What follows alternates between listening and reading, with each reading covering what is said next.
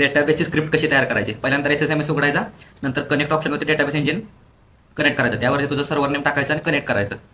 Connect झाल्यानंतर थोडा load घेतं, लोड झाल्यानंतर डाव्या साईडला बघतो सगळं ज्या आपण फाईल येत्या त्या येत्या तिथं डेटाबेसमध्ये जायचं. जेवढे पण तुझं डेटाबेस आहेत, कोणत्या डेटाबेसची तुला स्क्रिप्ट बनवायची आहे त्याच्यावर राईट क्लिक करायचं, त्याच्यावरती टास्कमध्ये जायचं आणि बॅकअपवरती करायचं. बॅकअपवरती क्लिक केल्यानंतर मीडिया ऑप्शन आहे तिथं ओव्हरराईट करायचं. ओव्हरराईट केल्यानंतर काय होतं की तुझा जो पण डेटा आहे, तर डेटा म्हणजे काय असतं की तुझं युनिक ID वरती तो एखादा डेटा युनिक की वापरून एखादा डेटा वगैरे तो स्टोअर केला असतो, त्या ज्या पण तुझ्या रेकॉर्ड्स आहेत ना त्या ओव्हरराईट. जर जुनी डेटा स्क्रिप्ट असती त्याच्यावरती ओव्हरराईट होते, त्या जनरलमध्ये जायचं.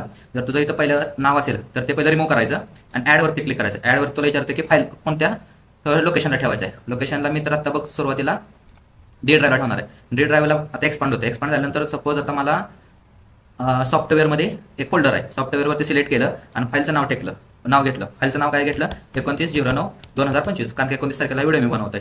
तर ओके केलं आणि इथं डबल ओके आलं. ओके आल्यानंतर इथं तुझी फाईल लोकेशन दावली, सिलेक्ट बॅकअप डेस्टिनेशन. इथं ओके दाबल्यानंतर अशी विंडो येईल, इथं सिलेक्ट करायचं आणि परत इथं ओके दाबल्यानंतर the backup database furniture shop billing system complete successfully. Okay आल्यानंतर तुला कंपनीत कोण पण म्हणणार नाही. कंपनी जरी तुला कोणी विचारलं ना की डेटाबेस स्क्रिप्ट बनवायची का, तर हा व्हिडिओ त्याला शेअर कर, लाईक कर, फॉलो कर ट्रेल अँड टीच चॅनलला.